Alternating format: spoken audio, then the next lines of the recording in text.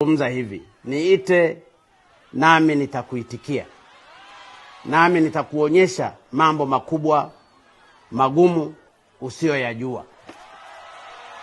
Bwana Yesu asifiwe. Sisi wa Tanzania tumemuita Mungu. Tumemuita Mungu katika mambo magumu ambayo tuliamini hatuwezi tukayashinda kwa nguvu zetu wenyewe. Tulimuita Mungu katika kipindi cha corona.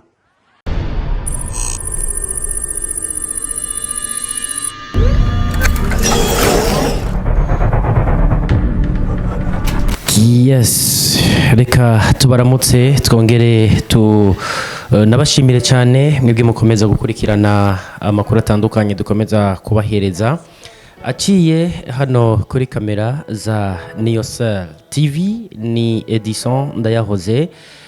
Arkeni niwe akora ibishoboka byose kugira ngo mvuge amajwi muyumve ndetse munabone n'amasanamu atandukanye dukunda gucisha hano kuri no TV online, na cyane cyane yaje mu ntumbero kugira ngo ibahereza amakuru ku mwanya abagezweho, hanyuma ibintu bigaheza bikabandanya bigenda neza. Nuko tumaze iminsi tubashikiriza amakuru y'ibi nabiri, ariko ngira mwumvise ko n'ukuntu turiko turavuga ntabwo tuvuga tunezerewe na gato, kuko kimwe mu gihugu kigize umuryango wa East African Community cyabuze umuperezida waco, ari nayo nkura hanini tugira tubashikire ko dutangure duhoze bene wacu basanzwe bari ngaho mu gihugu ca Tanzania.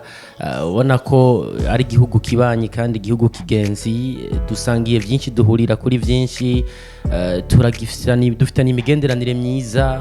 Turava hano tukaja gutembera hano, bakavare bakaza bagatemberayo. Hari abarundi bacu benshi basanzwe baba ngaho mu gihugu ca Tanzania, ndetse hari n'abatanzani batari bake baba hano mu gihugu cy'u Burundi. Vyumvikana ko usanzwe ari umukuru w'igihugu John Pombe Magufuli yaraye yitavye Imana hari ku munsi w'ejo, aho twumva inkuru y'incamugongo mu masaha yo ku mugoroba. Ubona ko abana bariya bari bamaze iminsi bumva amakuru akijya nino, abagwaye akitswe n'amagara bimeze gute. Mugabo mu nyuma aho twabonye usanzwe ari umushikiranganje wa mbere ngaho mu gihugu ca Tanzania yahavuye atangaza ko ibiriko biravugwa atari byo, ko ahubwo ariko arakora afise akazi kenshi mu biro vyiwe. Rero ku munsi w'igenekerezo rya 17 no kuvuga kuno kwezi kwa gatatu dusanzwe turi mu mwaka wa 2021 niho usanzwe ari cegera cy'umukuru w'igihugu Samia Suluhu Hassan no mufasoni niho yamenyesha ko President John Pombe Magufuli yahitanywe n'indwara y'umutima. Ino nkuru ikimara kumenyekana niho ijya nino ku mbuga ngurukana bumenyi, ibinyamakuru na cyane cyane guhera ngaho mu gihugu ca Tanzania byavuye bitangura kwandika kuri ino nkuru, kaja no kuma radio n'amateleviziyo rwego mpuzamakungu baciye batangura kugira icyo bavuze kubijanye na runo rupfu rwa John Pombe Magufuli wahoze ari umukuru w'igihugu cyo ngaho mu gihugu cha Tanzania. Ibi byavuzwe nyuma y'ibihuha nk'uko nababwiye byari bimaze iminsi bivugwa yuko ashobora kuba akitswe n'amagara. Havuzwe byinshi bitandukanye, ariko nuko bisanzwe bimeze. Imana data wa twese uri mu ijuru iyo igukeneye irakurengutsa mu bwami bwayo, hanyuma tukavyakira uko nyene natwe tugasigara turasenga tuti Imana imwakire mu bwami bwayo. Hari umuhande yaho natwe tuba dusigaye tukaja tugira tukamenya ukuntu twirimbura, tukamenya n'ukuntu tugomba kuguma twiteguye. Zungumza hivi, niite nami nitakuitikia, nami nitakuonyesha mambo makubwa magumu usiyoyajua. Bwana Yesu asifiwe. Sisi wa Tanzania tumemuita Mungu. Tumemuita Mungu katika mambo magumu ambayo tuliamini hatuwezi tukayashinda kwa nguvu zetu wenyewe.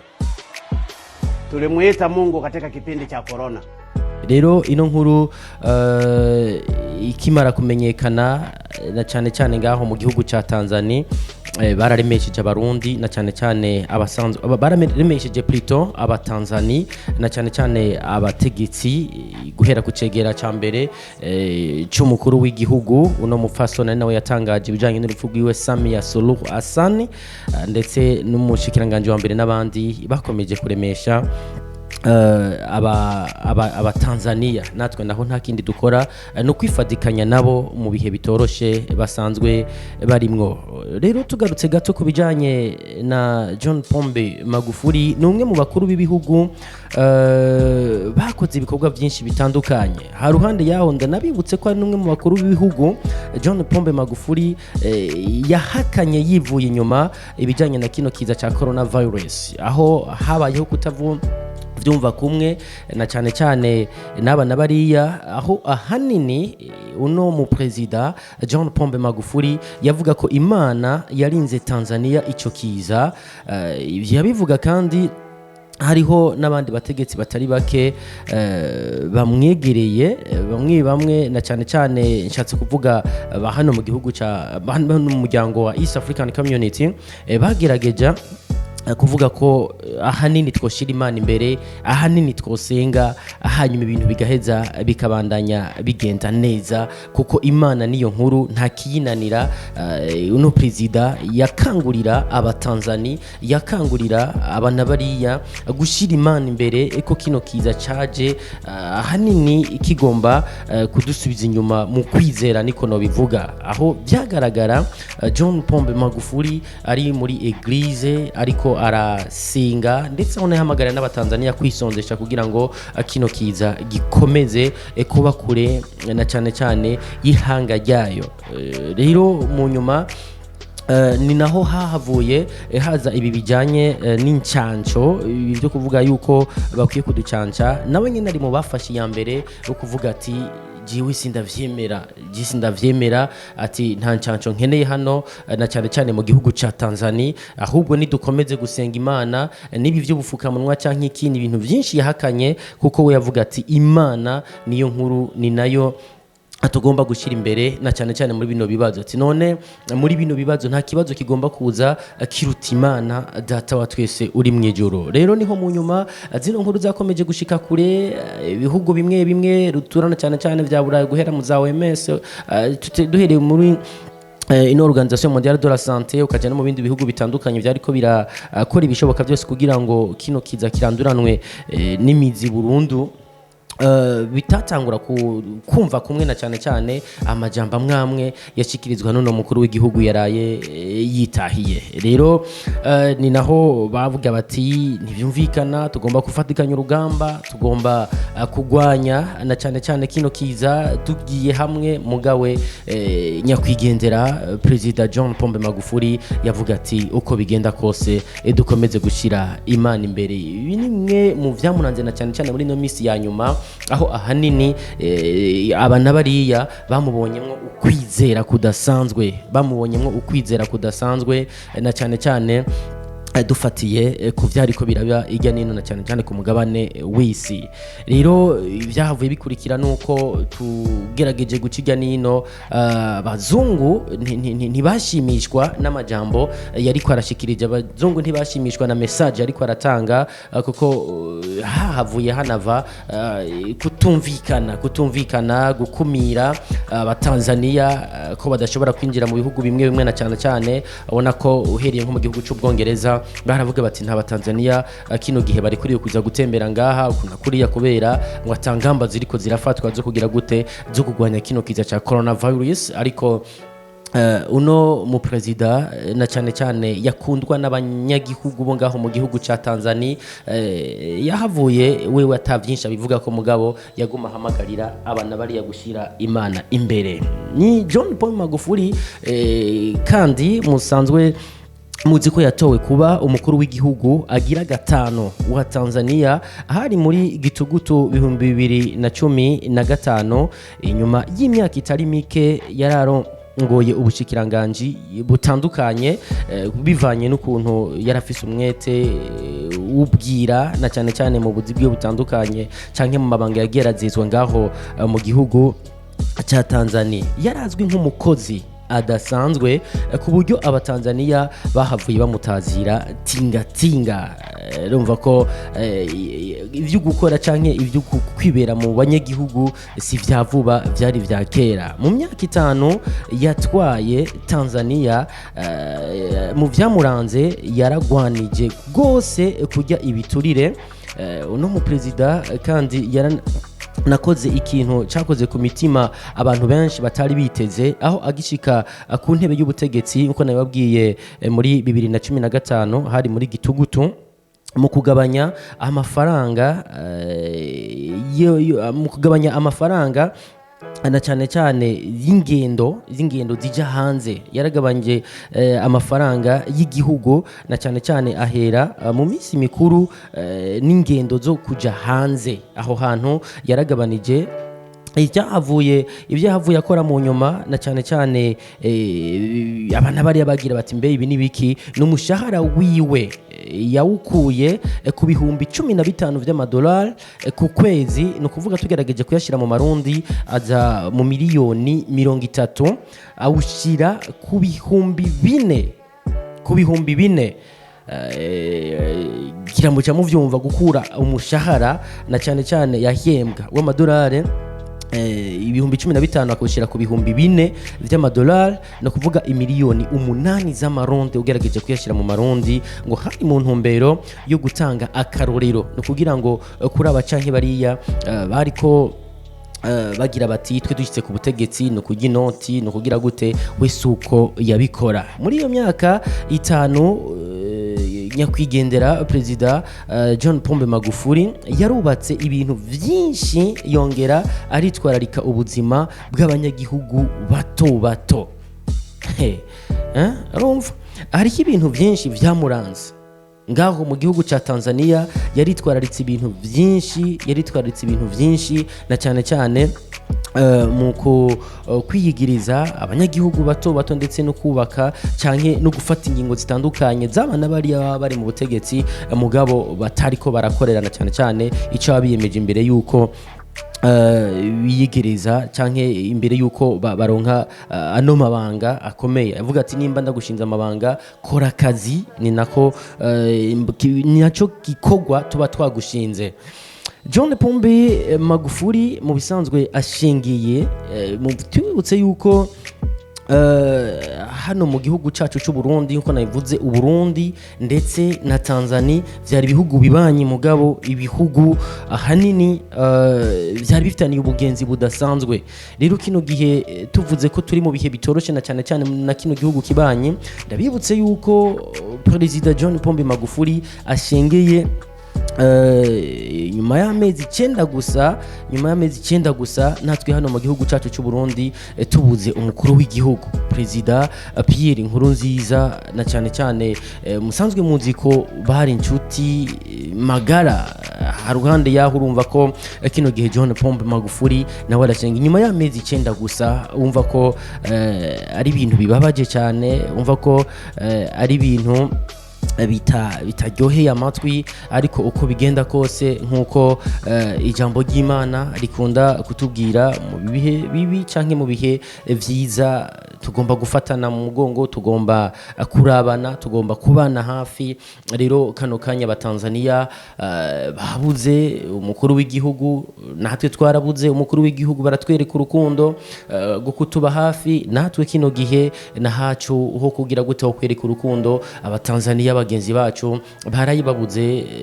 Umukuru w'igihugu basanzwe bakunda cyane, umva ko kino gihe bitoroshe na gato. Perezida John Pombe Magufuli ashengeye ku myaka 61 y'amavuko, asize umukenyezi Janet Magufuli n'abana babiri, ndakuvuga yarafise umwana umwe yitwa Jessica Magufuli ndetse n'ubundi mwana yitwa Joseph Magufuli, no kuvuga yarafise umwana w'umwigeme hamwe n'umwana w'umuhungu. Rero nkuko bisanzwe biri na cyane ngaho mu gihugu cya Tanzania atagihindutse canke bidahindutse, kino gihugu cyabuze umukuru w'igihugu cyacu cyabo. rero atagihindutse azoca asubirirwa n'icegera ciwe canke n'icegera c'umukuru w'igihugu. Urumva ndasubiyemwo atagihindutse, ariko nuko kino gihe igihugu gica kiramutswa icegera ca perezida yaraye yashengeye nawe sundi ni Samia Suluhu Hassan, ni nawe kino gihe acaramutswa igihugu ariko bidahindutse. Ibi navyo bikaba biri mu ibwirizwa shingiro ry'igihugu ca Tanzania. Urumva ko kino gihe igihugu gica kigagute kiramutswa uno mupfasoni nawe se wundi yitwa Samia Suluhu Hassan. Urumva rero reka turindire, kandi akazoba baye ari we mu perezida wa mbere w'umukenyezi w'ico gihugu ca Tanzania. No kuvuga nka hamwe bakwirikije ikibwirizwa shingiro risanzwe rivuga Samia Suluhu Hassan hamwe ari we yoca nyene atwara kino gihugu, azoba ari we mufasoni wa mbere atwaye kino gihugu ca Tanzania, kuko ibwirizwa shingiro rivuga ko mu gihe umukuru w'igihugu atakihari igica gikurikira nuko haca hagira gute hatwara icegera ciwe, ibintu bigaheza bikagenda uko nyene ndabibabwiye. Nuko rero umva ko ari inkuru ibabaje, ni inkuru y'incamugongo, ni inkuru wumva ko biba bigoye na cyane kuyikora, kuwabona umukuru w'igihugu ava mu biro vyiwe akaja na cyane mu gihugu hagati akagenda agatemberera abantu, aho ubona ko yari umuntu atirengagiza umubabaro, yari umuntu atirengagiza ibibazo by'abasanzwe twaramubonye ku mafoto kenshi na cyane irya nino, aho twamubona yicaye ariko arasangira ikigori n'umupfasoni, aho twamubona aciye ahantu akumva yuko hari umuntu atishoboye canke aciye ahantu akabona ko hari ibintu bitameze neza.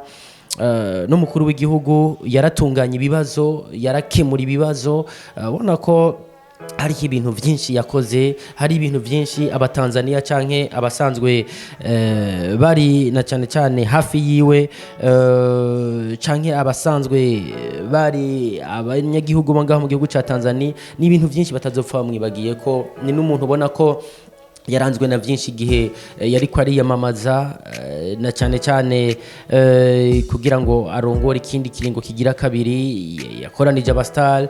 Bimwe mu vyabaye muri kahise, aho ubona ko yigize kwicarika canke yicaritse abartiste twari dusanzwe tuzi yuko batavuga rumwe. Nshatse kuvuga uno mugabo Diamond amwicarika ku meza imwe na Harmonize igihe bari bamaze gutandukana, mu nyuma yaho gato yongera hicara ku meza imwe nyene kandi uno mugabo Alikiba. Ibi vyari ibintu bidasanzwe, vyari ibintu abana bari bavuga bati mbe birashobotse, mbe ibi bintu bibaye gutya, bigenze gute, bimeze gute. Nuko urumva ko abari ibintu byiza, kandi urumva ko abari ibintu bizima kandi bimeze neza. Yaranzwe no guhamagarira abatanzania kunga ubumwe, gukura amaboko mu mpuzu, kugira igihugu ciza, isuku, ibintu byinshi bitandukanye. Aho ubona ko kandi ari no mu bantu bafata